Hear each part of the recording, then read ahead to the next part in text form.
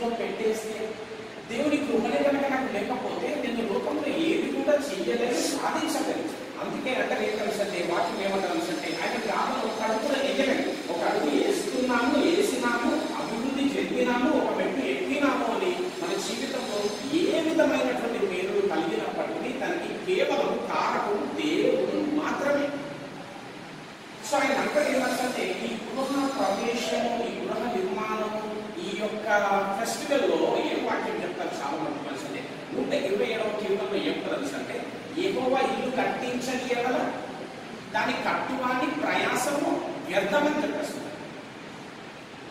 అసలు వాస్తవానికి ఆ యెహోవా కట్టించిన ఇల్లు ఏది అంటే జాగ్రత్తగా ఈ ఇల్లు కాదు. యెహోవా కట్టించేటువంటి ఇల్లు ఏదంటే గర్భఫలం అనేటటువంటి ఆ గర్భఫలంలో నుంచి వచ్చేది ఎవరు అంటే మనుష్యుడు. అంటే మనుష్యుడు దేవుడు కట్టిన ఇల్లు. చూపిస్తాను, చూపిస్తాను. 3వ అధ్యాయంలో మనకు చాలా చక్కగా రాస్తుంది. చాలా ఇక్కడ 127వ కీర్తన మనం చదువుకుంటూ మనం ఒకసారి చూసినట్లయితే మనకు చాలా బాగా అర్థమవుతుంది. కానీ దేవుడు ఈ విధమైనటువంటి కృపలను ఉపయోగించి శక్తి సామర్థ్యంలో శిక్షకుడు కావచ్చు, చక్కటి రాబడి కావచ్చు, మంచి జ్ఞానం కావచ్చు, తెలివి కావచ్చు, కానీ చాలా మంది దేవుడు ఈ విధమైనటువంటి అవకాశం వచ్చినప్పుడే దుర్వినియోగం చేస్తున్నటువంటి వారు చాలా ఉన్నారు కదా. డబ్బులు వృధా చేస్తున్నటువంటి వారు, జ్ఞానం వృధా చేస్తున్నటువంటి వారు, బలను వృధా చేస్తున్నటువంటి వారు అనేకులు ఉన్నారు. కానీ దేవుడు మహాపరుషున్న ఇలా దినదినం అభివృద్ధి చేసేటటువంటి స్థాయిని నడిపికొని దేవుడు దయచేస్తా ఉన్నాడు. ఈ దేవుడు కలగ చేసినటువంటి దేవుని మూలంగా మనం కలగ చేసుకున్నటువంటి కనుక ప్రతిదీ మన జీవితంలో మనకు కలిగినటువంటి దానిలో దేవుని మహిమకరంగానే బతకాలి. నీ దేహం ఎట్లా ఉండాలి? దేవుని మహిమకరంగా ఉండాలి. దేవుడు ఇచ్చినారు కాబట్టి. గృహం ఎట్లా ఉండాలంటే ఈ గృహంలో కుటుంబంలో అనుదిన ప్రార్థన దేవుని కీర్తించేటటువంటి వారుగా ఈ గృహంలో మనం ఉండేటప్పుడు వారు కావాలి. ఒకటే కనుక అతిథి కనుక ఈ గృహంలో కుటుంబాల్లో మన కుటుంబాల్లో అనుదిన ప్రార్థనలు, స్తుతి, ఆరాధనలు కనుక దేవుని చెల్లిస్తున్నట్టయితే ఆ కుటుంబము, ఆ గృహము ఆశీర్వదింపబడుతుంది. మనకు ఆశీర్వాదకరంగా ఉంటుంది, దీవెనకరంగా ఉంటుంది. మనకే కాదు, మన ఇంటికి ఎవరు వచ్చినా మనకి సమాధానం ఇస్తుంది. మనం ఉన్న చోట ఎవరైనా ఎక్కడైతే ఇద్దరు దేవుని నామాలు ఉంటారో అక్కడే ఉంటారు. అట్లాగా మనకి అనుగ్రహింపబడినటువంటి దేవుని మూలంగా దయచేటటువంటి ఈ గృహములు అనుదిన ప్రార్థనలు, విజ్ఞాపనలు దేవుని పాడి స్తుతించి కీర్తించేటటువంటి వారు కనుక ఉంటే నీకు సమాధానం ఉంటుంది. నీ కుటుంబానికి వచ్చినటువంటి వాళ్ళకు కూడా సమాధానం ఉంటుంది. నీకు సంతోషం ఉంటుంది. సంపూర్ణ జీవము దయచేసిన దేవుడు నీకు కలిగిన ఈవి ద్వారా నీ జీవిత కాలం ఎల్లా కూడా ఎట్లా కలిగింది అంటే ఆశీర్వాదకరంగా, దీవెనకరంగా దేవుడు మనకు దయచేస్తాడు. చూడండి ఒకసారి 27వ కీర్తనలో రాసింది, యెహోవా ఇల్లు కట్టించని ఎడల దాని కట్టు వారి ప్రయాసము వ్యర్థమే. ఎవరు కడతారు ఈ ఇల్లు అంటే స్త్రీ పురుషుడు కలిసి కట్టాలని ప్రయత్నం చేస్తున్నారు. గర్భఫలం కోసడానికి ప్రయత్నం చేస్తారు స్త్రీ పురుషుడు, భార్య భర్తలు. కానీ దేవుడే కనుక ఇవ్వకపోతే కనుక వారి ప్రయాసం అంతా కూడా వ్యర్థమే. అట్లాగే దేవుడే కనుక జ్ఞానం, బలం, శక్తిని, ఆరోగ్యాన్ని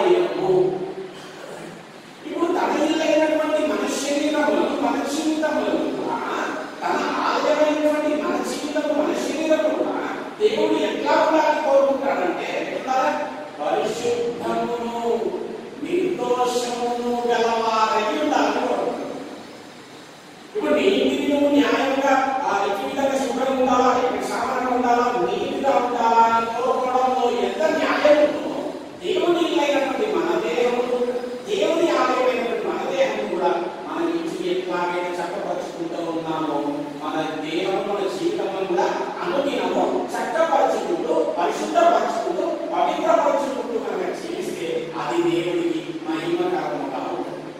హల్లెలూయా. అది దేవుడికి మహిమకరంగా ఉంటుంది. ఎక్కడ కడతారు? ఇల్లు ఎక్కడ కడతారు? ఇల్లు ఎక్కడ కడతారు? బండ మీద. అంతేనా? చూద్దాం సార్ మత్తయి సువార్తకు ఇల్లు ఎక్కడ కడతారో చూద్దాం. మత్తయి సువార్త 7వ అధ్యాయం 24వ వచనం చదువుతున్నాను. కాబట్టి ఈ నా మాటలు విని వాటి చొప్పున చేయు ప్రతివాడు బండ మీద తన ఇల్లు కట్టుకొనిన బుద్ధిమంతుని పోలియుడు. మాటలు వాక్యం చెప్పబడుతుంది, మనం వింటున్నాము. విన్నంత మాత్రాన సరిపోదంట. అందుకే యాకోబు దగ్గర మీరు వినువారయ్యుండి మిమ్మల్ని మీరు మోసపుచ్చుకోనగా వాక్య ప్రకారం నడవండి. ఏదైతే వాక్యముగా నువ్వు వింటున్నామో దాని ప్రకారము చేయువాడుగా ఉండాలన్న వాడికి విన్న వాక్య ప్రకారంగా నడుచుకునేటటువంటి వారు దేవుని రాజ్య వారసులు. అనేకులు పెట్టినవలసిందే దేవుని యొక్క ఈవులను అనుభవిస్తున్నాం, దేవుడి ఇచ్చిన ఆయుష్ను అనుభవిస్తున్నాం. కానీ ఇష్టానుసారమైన జీవితం జీవిస్తున్న వారు చాలా మంది ఉన్నారు. దేవుడి భయపడినటువంటి వారు చాలా కొద్దిమంది ఉన్నారు. దేవుడు ఇచ్చినటువంటి ఈ గొప్ప మహామేలు మీరు జ్ఞాపకం చేసుకుని వాక్యముగా దేవుడిని ఆహ్వానించిన విధానాన్ని బట్టి దేవుడికి మొట్టమొదటి వాగ్దానం చేసి ఏంటంటే ఈ రోజు దేవుడిని మనం ఆహ్వానిస్తున్నాము. ప్రతి దినము నీ జీవితంలో, నీ కుటుంబంలో, నీ గృహంలో నీ దేవుడు ఆహ్వానితుడై ఉండాలా కదా? ఆయన ఆధిపత్యం ఉండాలా? ఆయన ఆధిపత్యంలో కుటుంబంలో లోబడేటటువంటిదిగా ఉండాలా? దేవుడు తీసుకుంటాం. చూడండి ఏం చేయాల్సింటే, కాబట్టి ఈ నా మాటలు మీకు వాటి చోట్ల చేసి ప్రతి వాడు బండ మీద తన ఇల్లు కట్టుకుని బుద్ధిమంతుని పోలియుడు.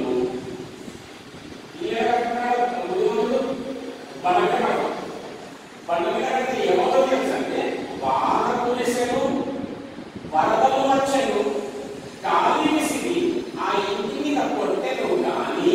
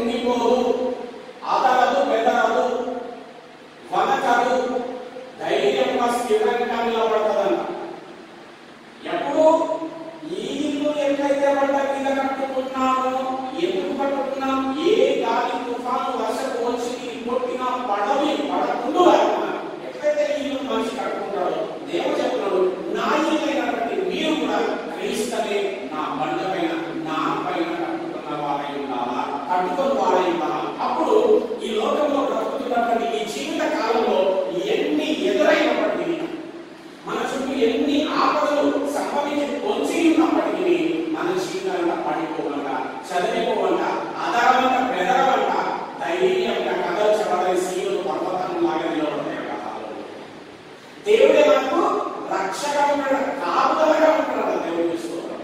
కాబట్టి ఈ ఇల్లు నిర్మింపబడడానికి గల కారణం నా తల్లిదండ్రులు కాదు. ఏం చెప్పింది వాక్యం? ఏం చెప్పింది? 127వ కీర్తనలో యెహోవా గనుక ఈ ఇల్లు కట్టించని ఎడల ప్రయాసపడిన తల్లిదండ్రుల ప్రయాసము వ్యర్థమైపోయేది.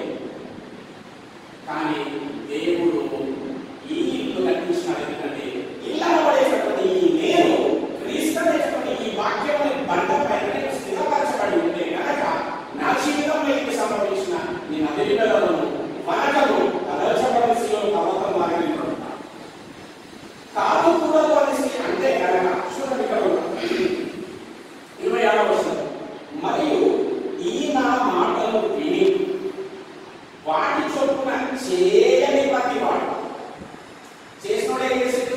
బండ మీద కట్టింది ఇక చేయనోడే కట్టుకోదా. ఇప్పుడు దేవుడు ఈ కనపడేటువంటి ఈ మన శరీరం మన జీవితం అనేది కూడా వాక్య పైన కనుకోవాలి, క్రీస్తుల పైన కనుకోవాలి చెప్తున్నాడు.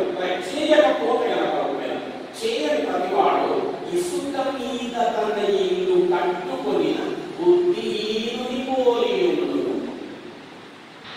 ఇసుక మీద కట్టేదమ్మా ఎవరు ఉన్నారు? వాన కురిసె, వరదలు వచ్చే, గాలి విసిరి ఆ ఇంటి మీద పట్టెను, అప్పుడు అది కూలబడెను,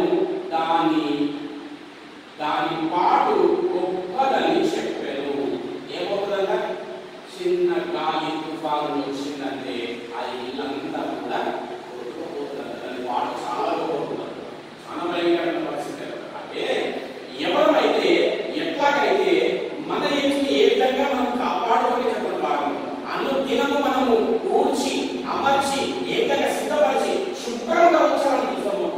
దేవుని అయినటువంటి మన కూడా దేవుడు అభ్యాసం కలిగి ఉంటాడు. నా పిల్లలు ఎట్లా పరిశుద్ధంగా ఉండాలి, పరిశుద్ధంగా ఉండాలి, పవిత్రంగా ఉండాలి, నిర్దోషంగా ఉండాలి. దేవుడికి స్తోత్రం. అందుకే చెప్తున్నాడు ఏంటి? కొరింథీయులకు రాస్తారు, పాట రాస్తారు. మొదటి కొరింథీయులకు రాసిన శుద్ధం సరగా 3వ అధ్యాయం 16వ వచనం, మీరు దేవుని ఆలయమై ఉన్నారని. ఏం విషయము? మనమే ఆయన ఇల్లు.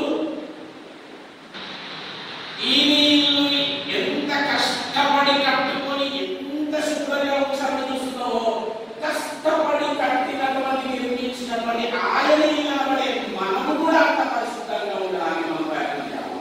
అంటే నేను పరిశుద్ధులు, మీరు పరిశుద్ధులై ఉండి. రైట్. ఇప్పుడు ఏం చెప్తున్నాడు అంటే 2వ మాట, మీరు దేవుని ఆలయమై ఉన్నారని, దేవుని ఆత్మ మీలో నివసించుచున్నారని మీరు కదా. ఎవడైనా దేవుని ఆలయంలో పాడు చేసి దేవుని వారిని పాడు చేయను. దేవుని ఆలయం పరిశుద్ధమై ఉన్నది, మీరు ఆ ఆలయమై ఉన్నారు. కష్టపడి ఉన్నారు. దీనిలో ఉన్న మీరు అంత సామాన్ చదువుకున్నాక ఎక్కడక్కడ పడేసేస్తాను. ఏం చేస్తారు కదా చెప్పేదాకా చెప్పి పిచ్చి పట్టింద కష్టపడి ఇంత కట్టుకొని ఇంత శుభ్రంగా పడేస్తే కానీ ఒకటి ఒంటిగా కొడతారు. అది న్యాయమేనా? న్యాయమే. ఎందుకంటే నీవు విలువ పెట్టి కొన్నావు దీన్ని. మరి నీవు విలువ పెట్టి కొన్నటువంటి ఈ ఇంటి పైన నీకు అంతగా శ్రద్ధ ఉంటే, రక్తం అనే ప్రాణం అనే విలువ పెట్టి కొనినటువంటి ఈ ఇంటి పైన, ఈ శరీరం పైన ఆయనకు ఎంత శ్రద్ధ ఉంటుంది. మరి నేను పాడు చేసేస్తాను అనుకుంటే ఎక్కువ అనుకుంటాడు ఆయన. నా ఆలయం కూడా పాడు చేస్తే నేను పని పాడు చేసేస్తాను. ఇప్పుడు నువ్వేమంటావు? నా ఇంటి కూడా పాడు చేస్తే నేను చూసుకుంటా.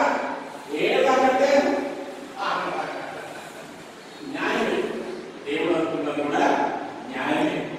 కాబట్టి దేవుడు కట్టినటువంటి ఈ గృహము, దేవుడు ద్వారా మనకు కలిగినటువంటి ఈ గృహము ఎవరికి దేనికి సాదృశ్యం ఏంటంటే మనకే సాదృశ్యం లేదు.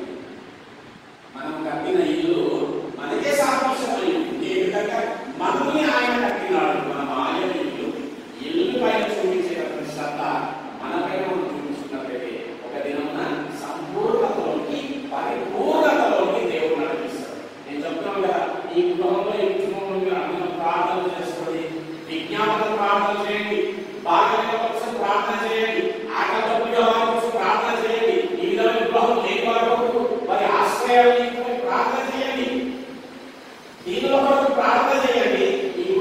ఎవరు అడుగు పెట్టినా కానీ వారు సమాధానంతో కట్టుకోరు. ఎవరి గృహంలో అడుగు పెట్టినా వారికి సమాధానం ఇవ్వబడదు.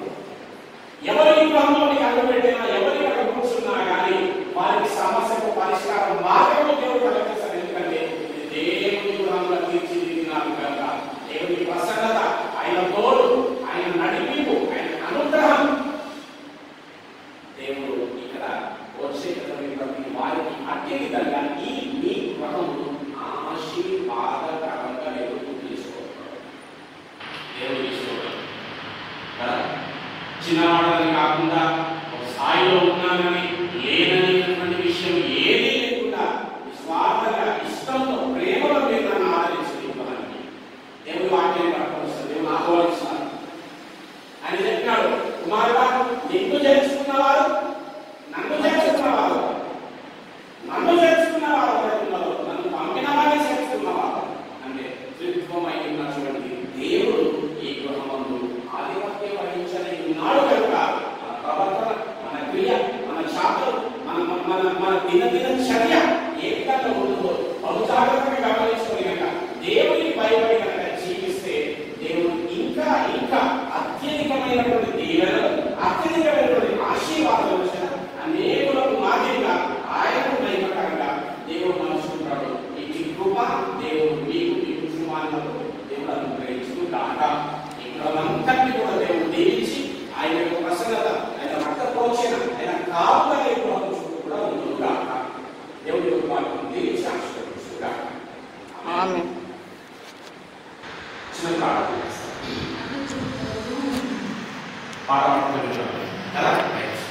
ప్రేయర్ చేసినాక మహోన్నతుడ మహాగణుడ పరిశుద్ధుడ ఈ పరిశుద్ధమైన పాదములకు వందనాలు, స్తోత్రములు నాయన. మరి నిజంగానే ఇప్పుడు మేము మాట్లాడుతున్న విధంగా మేము గృహంలో కట్టినాము అనేసి అంటే మేము ఒక ఈవిని మేము కొన్నాము అంటే తండ్రి అది మా వల్ల కలిగింది కాదు. మీరు మాకు ఇచ్చినటువంటి బలము, జ్ఞానము, మాకు ఇచ్చినటువంటి ఉద్యోగం కావచ్చు, మాకు వస్తున్నటువంటి రాబడి కావచ్చు, ఒక సమస్తం కూడా కేవలం మీకు మహిమకరంగా మేము వాడుకున్నాగా మీ గృహ సహాయాన్ని దయచేయండి. తండ్రి అదేవిధంగా తండ్రి గృహము ఏదైతే ఉంది యువతిలో కొనుక్కొని ఉన్నారో ప్రభావ వారినైనా వారి పిల్లలు విలువ పెట్టి కొనుక్కున్నారు కనుక ఎంతో జాగ్రత్తగా చూసుకుంటారు. మీరు ఎంతో శుభ్రంగా ఉంచుకోవడానికి ప్రయత్నం చేస్తాం నాయన.